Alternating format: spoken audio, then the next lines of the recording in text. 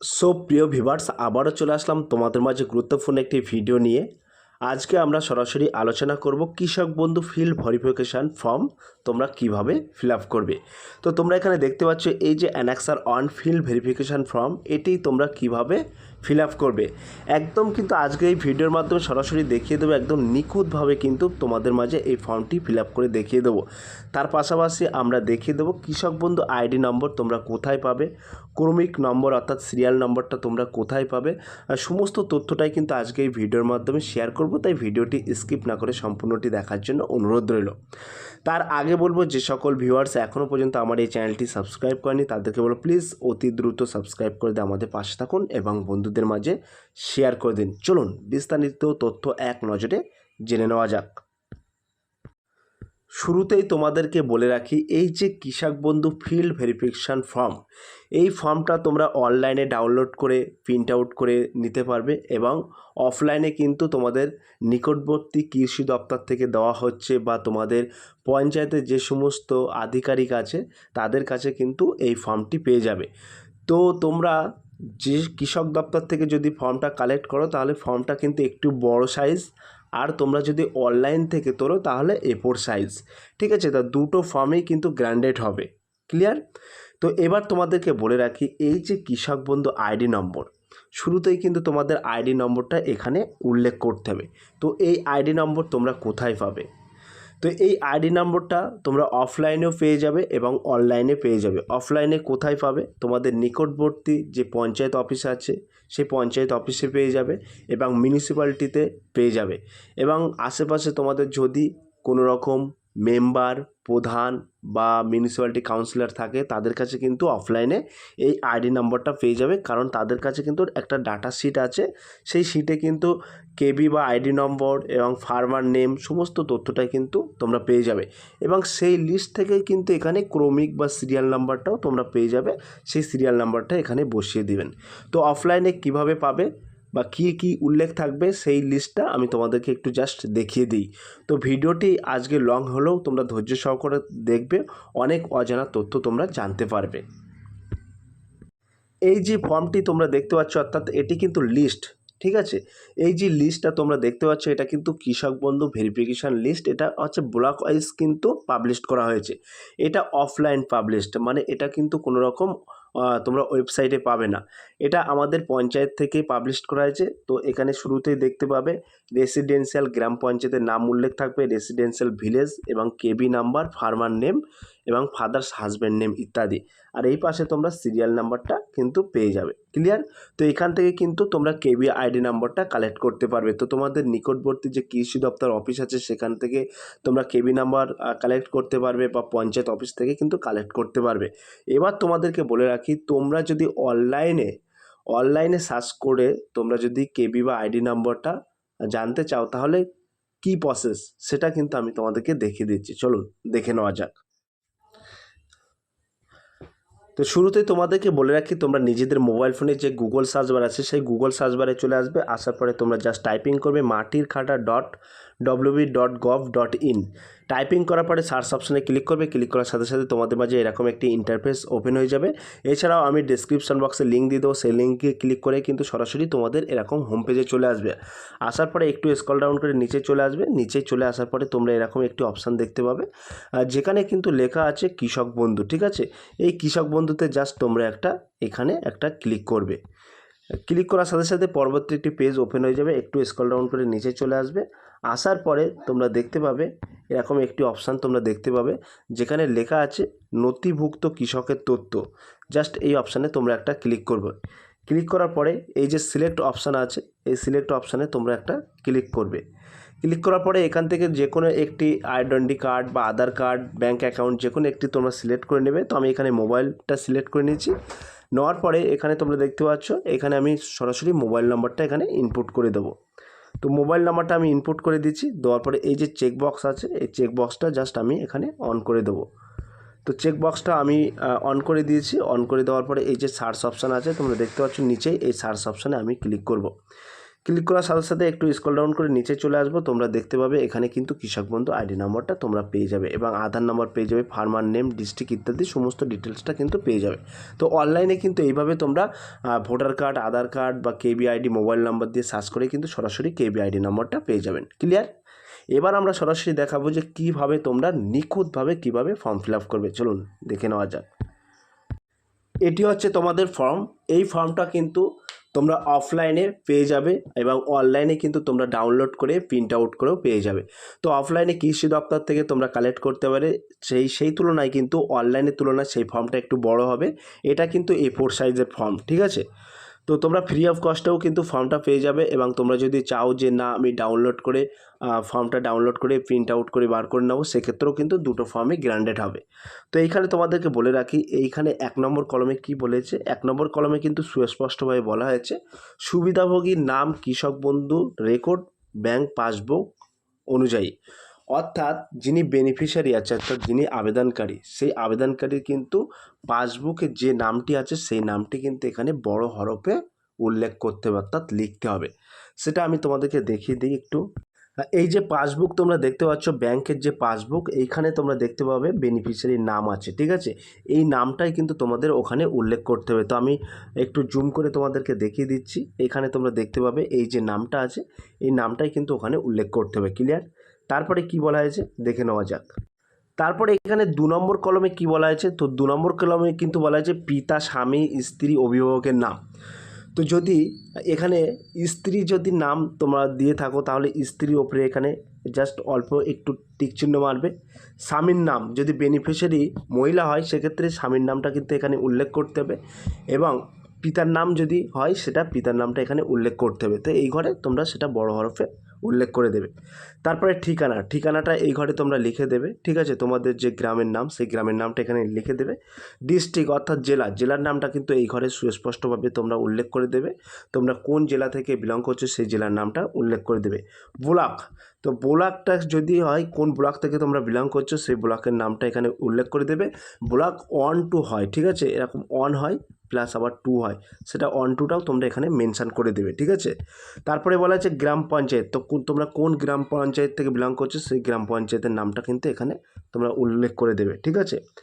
এইবার যেটি mostly important ব্যাপার, এই যে মৌজা, তো এই মৌজা কিভাবে তোমরা বুঝবে যে আমাদের মৌজা কোনটা?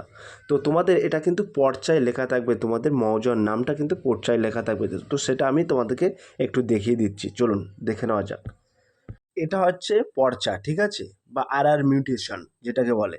তো এই পর্চার একেবারে ঠিক বাম সাইডে তোমরা দেখতে পাবে বাংলায় লেখা থাকবে মৌজা। তো এই মৌজার নামটা কিন্তু তোমরা ওখানে সরাসরি ইনপুট করে দেবে বা উল্লেখ করে দেবে। ক্লিয়ার? তারপরে তোমরা দেখতে পাচ্ছ এখানে কিন্তু তারপরে ব্যাংক ডিটেলসটা কিন্তু তোমাদের এখানে বলা হয়েছে। তো ব্যাংক ডিটেলস হচ্ছে যিনি বেনিফিশিয়ারি আছেন, ঠিক আছে? সেই বেনিফিশিয়ারির ব্যাংকের নামটা কিন্তু উল্লেখ করতে হবে, অর্থাৎ ব্যাংকের নাম প্লাস এখানে শাখা। তো যদি তোমার ব্যাংকের পাসবই স্টেট ব্যাংকে হয়ে থাকে তাহলে শর্টে তোমরা SBI লিখে দেবে, স্টেট ব্যাংক অফ ইন্ডিয়া। কোন শাখা সেটা তোমরা কিভাবে বুঝবে সেই শাখাটাও কিন্তু বলে দিচ্ছি। এবং এই যে আইএফএসসি কোড, এটা ব্যাংকে একটা নির্দিষ্ট কোড হয়, আইএফএসসি কোডটা কিন্তু এখানে বসিয়ে দেবে। ব্যাংক অ্যাকাউন্ট নাম্বারটা এখানে বসিয়ে দেবে এবং তোমাদের যে আধার সংযুক্ত মোবাইল নাম্বার অর্থাৎ আধার কার্ডের সাথে যে মোবাইল নাম্বারটা সংযুক্ত আছে সেই মোবাইল নাম্বারটা এই ঘরে বসিয়ে দেবে এবং আধার নাম্বার, তোমাদের যে 12 ডিজিটের আধার নাম্বার আছে সেই আধার নাম্বারটা এখানে বসিয়ে দেবে। তারপরে তোমাদের যে এপিক নাম্বার আছে সেই এপিক নাম্বারটা এই ঘরে বসিয়ে দেবে, ঠিক আছে? তারপরে তোমরা দেখতে পাচ্ছ বলা হচ্ছে ASSD তালিকাভুক্ত কিনা। যদি তুমি ASSD তালিকাভুক্ত হয়ে থাকো তাহলে এখানে ইয়েস লিখবে, না হলে নো লিখবে। তারপরে এখানে বলা আছে PM কিষাণের সুবিধাভোগী কিনা। তুমি যদি PM কিষাণ পেয়ে থাকো তাহলে PM কিষাণ যদি পেয়ে থাকো তাহলে এখানে ইয়েস লিখবে, না হলে নো লিখবে, ঠিক আছে? এবার এই ব্যাংক ডিটেলসটা তোমাদেরকে একটু দেখিয়ে দেই কোথায় কি পাবে। অনেকে নতুন আছে তারা হয়তো জানে না, সেটা আমি তোমাদেরকে দেখিয়ে দিচ্ছি। তোমরা এই ব্যাংকের প্রথম পেজে চলে আসবে। আসার পরে দেখতে পাবে এখানে কোন ব্রাঞ্চটার নাম কিন্তু উল্লেখ থাকবে এবং ব্যাংক নেমটা কিন্তু উল্লেখ থাকবে, ঠিক আছে। এটা তোমরা দেখতে পাচ্ছ SBI, state bank of India, first পেজে উল্লেখ থাকবে এবং এখানে কিন্তু তোমাদের উল্লেখ থাকবে অ্যাকাউন্ট নাম্বার। তোমরা দেখতে পাচ্ছ এখানে অ্যাকাউন্ট নাম্বার। আর এই যে কোডটি আছে আইএফএসসি কোড, এই কোডটা কিন্তু খুবই গুরুত্বপূর্ণ, এই কোডটা কেউ মিস করবে না, সুন্দরভাবে লিখে দেবে, ঠিক আছে। তো ব্যাংক সংক্রান্ত বিষয়টা কিন্তু এই ফার্স্ট পেজ থেকে তোমরা পেয়ে যাবে, ক্লিয়ার। তারপর এখানে তোমরা দেখতে পাচ্ছ একটু স্ক্রল ডাউন করে নিচে চলে আসবে 10 নম্বর কলমে কি বলা হয়েছে। তো 10 নম্বর কলমে কিন্তু তুমি কোন পেশার সাথে যুক্ত আছো সেই পেশার নামটা কিন্তু এখানে উল্লেখ করতে হবে, ক্লিয়ার। তো এখানে এই যে ব্যক্তি ফর্ম ফিল আপ করছে সেই ব্যক্তি কিন্তু ফার্মার পেশার সাথে যুক্ত, সেক্ষেত্রে এখানে ফার্মারটা আমরা এখানে উল্লেখ করে দিলাম, ক্লিয়ার। তারপরে একটু স্ক্রল ডাউন করে নিচে চলে আসবে, নিচে চলে আসার পরে তোমরা দেখতে পাবে এখানে কিন্তু জমির ডিটেলস অর্থাৎ ল্যান্ড হোল্ডিং ডিটেলস এখানে কিন্তু তোমাদেরকে উল্লেখ করতে হবে। তো একের কয় জেল নম্বর, তো জেল নম্বরটা এখানে বসিয়ে দিতে হবে। তারপরে বলা আছে খাতিয়ান নাম্বারটা তোমাদের এখানে বসিয়ে দিতে হবে। তারপরে দাগ নম্বর অর্থাৎ প্লট নম্বর যেটাকে বলে সেই প্লট নম্বরটা এখানে বসিয়ে দিতে হবে। জমির পরিমাণ, সেই জমির পরিমাণটা এই ঘরে বসিয়ে দিতে হবে এবং আর কপির তারিখ, কোন তারিখে ইস্যু হয়েছে সেই তারিখটা কিন্তু এখানে বসিয়ে দিতে হবে।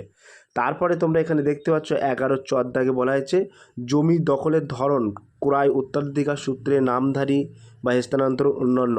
তো এখানে মূলত বলা হয়েছে যে জমিটা তুমি বর্তমানে যে পর্চাটা তুমি অ্যাটাচড করবে সেই পর্চার যে জমিটা আছে সেই জমিটা কি প্রসেসের মানে হচ্ছে তুমি কি কিনেছো অর্থাৎ ক্রয় করেছো।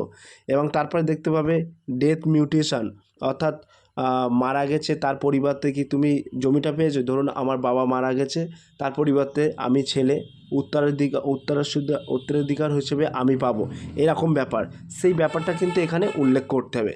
তারপরে 12 নম্বরে তোমরা দেখতে পাচ্ছ বলা আছে আয়কর প্রদানকারী কিনা, যদি ইয়েস হয় অর্থাৎ তোমরা যদি ইনকাম ট্যাক্স দিয়ে থাকো সেক্ষেত্রে ইয়েস হলে ইয়েস লিখবে, নো হলে নো লিখবে, ক্লিয়ার। তো এবার আমি এই জমির ডিটেলসটা কোথায় কি উল্লেখ আছে সেটা আমি তোমাদেরকে দেখিয়ে দিচ্ছি, চলুন দেখে নেওয়া যাক। তো তোমাদেরকে বলে রাখি এটা হচ্ছে পর্চা, ঠিক আছে, বাংলায় পর্চা বলে। তো এই তোমরা অনলাইন কপিও কিন্তু সাবমিট হবে। এখন যদি তোমরা পর্চাটা অনলাইনে তোলো সেক্ষেত্রে ডিজিটাল সিগনেচার থাকবে, এটা পুরনো পর্চা, সেক্ষেত্রে কোর্ট ফি ইত্যাদি স্ট্যাম্প লাগানো আছে, ঠিক আছে। তো XY Z যাই হোক কোনো ব্যাপার নেই। তো এখানে তোমরা দেখতে পাবে খাতিয়ান নাম্বারটা এখানে বাংলায় লেখা থাকবে, একদম সবার উপরে খাতিয়ান নাম্বার লেখা থাকবে, খতিয়ান নাম্বার, এই খতিয়ান নাম্বারটা কিন্তু ওখানে উল্লেখ করতে হবে। তারপরে দেখতে পাচ্ছ জেএল নম্বর, এই যে জেএল নম্বরটা আছে এই জেএল নম্বরটা কিন্তু ওখানে উল্লেখ করতে হবে। তারপরে দেখতে পাচ্ছ তোমরা জমির পরিমাণ লেখা আছে, ঠিক আছে, এই জমির পরিমাণটা কিন্তু ওখানে উল্লেখ করতে হবে, ক্লিয়ার। এবার তারপরে ঘরে কিন্তু বলা হয়েছে খাতিয়ান তৈরির তারিখ, এই যে তারিখটি তৈরি হয়েছে সেই তারিখটা কিন্তু ওখানে উল্লেখ করতে হবে। একটু স্ক্রল ডাউন করে নিচে চলে আসবে, নিচে চলে আসার পরেই কিন্তু এখানে তোমরা দেখতে পাচ্ছ জমির পরিমাণ কিন্তু এখানে উল্লেখ করা আছে, সেটা তোমরা দেখে কিন্তু ওখানে বসিয়ে দিতে পারবে, ক্লিয়ার। এবং প্রথমেও কিন্তু এখানে উল্লেখ করা আছে জমির পরিমাণ, ক্লিয়ার। চলুন এবার ফর্ম ফিল আপের দিক দেখে নেওয়া যাক। তো 12 নম্বর কলম পর্যন্ত কিন্তু তোমাদেরকে বলে দিয়েছিলাম, 12 নম্বর কলম পর্যন্ত অর্থাৎ আয়কর প্রদানকারী কিনা, হ্যাঁ কিনা। তারপরে তোমরা স্ক্রল ডাউন করে নিচে চলে আসবে, নিচে চলে আসার পরে তোমরা দেখতে পাচ্ছ স্বামী বা স্ত্রীর বিবরণ বা স্পাউস ডিটেলস কিন্তু এখানে ভরতে হবে। অর্থাৎ এখানে মূলত বোঝানো হচ্ছে যদি কৃষক বন্ধু প্রকল্পের আওতায় যদি থেকে থাকে, যদি বেনিফিশিয়ারি স্ত্রী হয় তাহলে কিন্তু এই জায়গাগুলো স্বামীর বিবরণ উল্লেখ করতে হবে।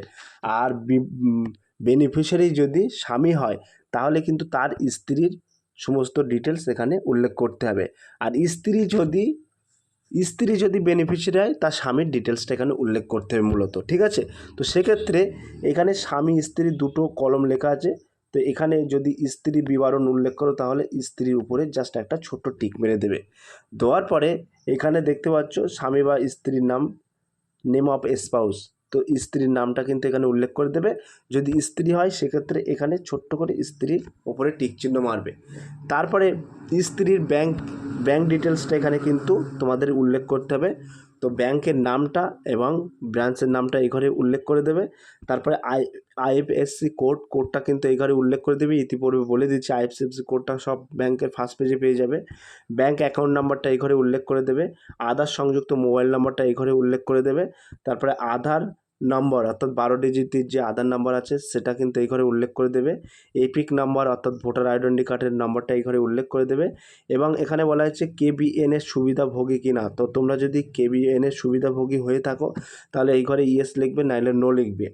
তারপরে বলা হয়েছে এএসডিডি তালিকাভুক্ত কিনা। যদি এই তালিকাভুক্ত অন্তর্ভুক্ত থেকে থাকো তাহলে ইয়েস লিখবে, না হলে নো লিখবে। তারপরে তোমরা একটু স্ক্রল ডাউন করে নিচে চলে আসবে। নিচে চলে আসার পরে তারপরে বলা হয়েছে পিএম কিষাণের সুবিধাভোগী কিনা। তো এই যে স্পাউস পিএম কিষাণ পায় কিনা, যদি পেয়ে থাকে এখানে ইয়েস লিখবে, না হলে নো লিখবে। তো এখানে তোমরা দেখতে পাচ্ছ পেশাটা কিন্তু এখানে উল্লেখ করতে হবে। তো যেহেতু এখানে বেনিফিশিয়ারি স্বামী, সেক্ষেত্রে স্পাউস হচ্ছে মহিলা অর্থাৎ ওনার স্ত্রী। তো ওনার স্ত্রী তো কোনো কাজ করে না, হাউস ওয়াইফ, ঠিক আছে, অর্থাৎ গৃহকর্মী। সেক্ষেত্রে তোমরা এখানে হাউস ওয়াইফ লিখে দেবে। লিখে দেওয়ার পরে একটু স্ক্রল ডাউন করে নিচে চলে আসবে। আসার পরে তোমরা দেখতে পাচ্ছ সুবিধাভোগী স্বাক্ষর। এইখানে কিন্তু তোমাদেরকে একটা সই করতে হবে বা সিগনেচার করতে হবে।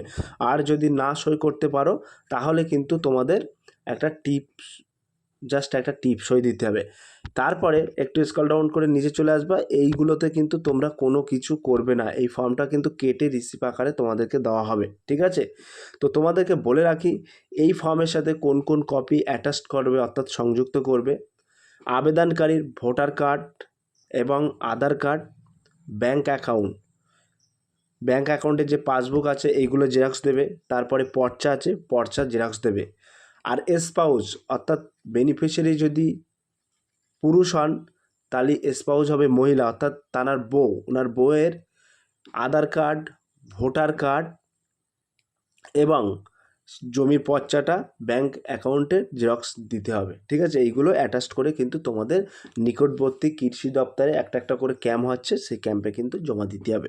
তো একেবারে এইভাবে কিন্তু নির্ভুলভাবে কিন্তু তোমরা ফর্ম ফিল আপ করতে পারবে। কীভাবে ফর্ম ফিল আপ করবে একদম সহজ পদ্ধতিতে তোমাদেরকে দেখিয়ে দিলাম। তো সব প্রিয় ভিউয়ার্স, এই ছিল আজকের ভেরি মোস্ট ইম্পর্ট্যান্ট ভিডিও। যদি আজকের এই ভিডিওটি ভালো লেগে থাকে প্লিজ লাইক, কমেন্ট এবং শেয়ার করে দিন বন্ধুদের মাঝে। ফিরে আসছে আগামী দিনে তোমাদের জন্য very most important topic video নিয়ে।